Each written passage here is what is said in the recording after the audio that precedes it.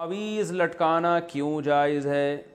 ہمارے احناف کے علماء تعویذ لٹکانے کو کیوں جائز کہتے ہیں؟ کیا یہ کسی حدیث سے ثابت ہے؟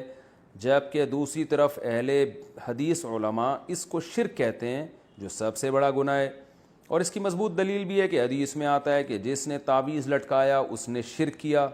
شمس الرحمن بنو سے جناب شمس الرحمن صاحب، اگر اہل حدیث علماء کہتے ہیں کہ تعویذ لٹکانا شرک ہے، تو جس حدیث سے وہ دلیل پکڑ رہے ہیں نا، اسی حدیث میں رقیہ کو بھی شرک کہا گیا ہے، یعنی دم کرنا۔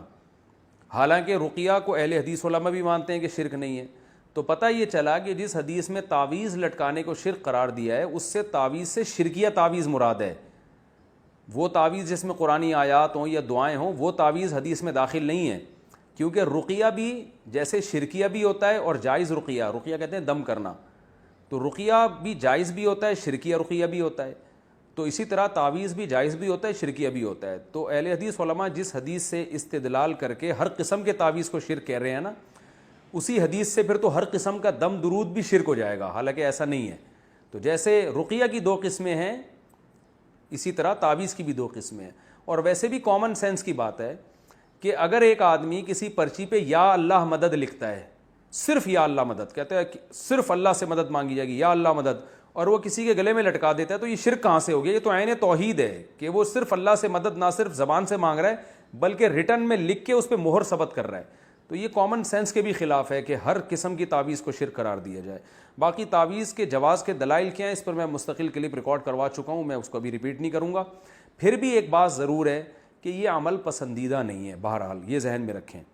اللہ سے مدد مانگیں زبان سے، پرچی لکھ کے لٹکانے کی کیا ضرورت ہے، بس زبان سے مدد مانگیں، اس کی زیادہ فضیلت ہے، دعا کی فضیلت ہے۔ جو لوگ تعویذ گنڈوں میں پڑھتے ہیں تو وہ میں نے دیکھا ہے ان کا ایمان بہرحال کمزور ہو جاتا ہے اور وہ اسی میں لگے رہتے ہیں۔ تو اس لیے ہمارے علماء بھی اس کی گنجائش دیتے ہیں کہ اگر لوگوں کو تعویذ نہ دیا جائے تو وہ خالصتاً پھر جاہل پیروں کے پاس جا کے شرکیہ تعویذ لینا شروع کر دیتے ہیں، ورنہ یہ عمل شریعت میں کوئی زیادہ پسندیدہ نہیں ہے۔ نبی صلی اللہ علیہ وسلم نے فرمایا میری امت کے 70,000 لوگ ایسے بغیر حساب کتاب کے جنت میں داخل ہوں گے جو تعویذ اور رقیہ وغیرہ سے بچا کرتے تھے۔ تو امام نووی رحمہ اللہ نے اس کی تشریح میں لکھا ہے کہ جو جائز تعویذ سے بھی بچتے ہیں وہ اس میں داخل ہیں۔ بہرحال تشریح میں حدیث کی اختلاف ہے۔ تو الحمدللہ میرا اپنا عمل یہ ہے کہ کیسی گھر میں بیماری آ جائے، کچھ بھی ہو جائے، میں الحمدللہ کبھی پرچی نہیں لٹکاتا، نہ بچوں کو میں نے کبھی تعویذ لٹکانے دیا ہے۔ میرا اپنا ذاتی عمل یہی ہے کہ کوئی بہت مجبور ہوگا تعویذ مانگے گا تو میں اس کو لکھ کے دے دیتا ہوں، کیونکہ کمزور ایمان والے لوگ ہیں، تو نہیں دو تو کہیں شرکیہ تعویذ نہ لے جا کے۔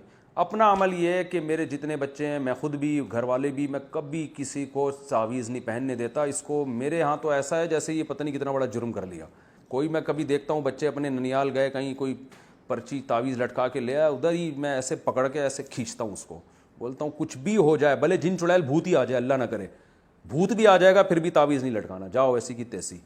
ایسے انسان تمیز سے زندگی گزارے، کچھ نہیں ہوتا انشاءاللہ کوئی جن چڑیل بھوت، اور پھر جن چڑیل بھوت خود ہی اپنا راستہ تبدیل کر لیتے ہیں، آتے ہی نہیں۔ وہ دیکھتے ہیں ایسے لوگوں کو جو اس قسم کے کمزور ایمان ہوتا ہے نا، وہیں زیادہ آتے ہیں۔ تو ان چکروں میں نہ پڑیں۔ جو سنت عمل ہے، سورہ فلق، سورہ ناس، رات کو ہاتھ پہ دم کر کے اپنے اوپر پھیر لیا کریں، بچوں پہ پھیر لیا کریں۔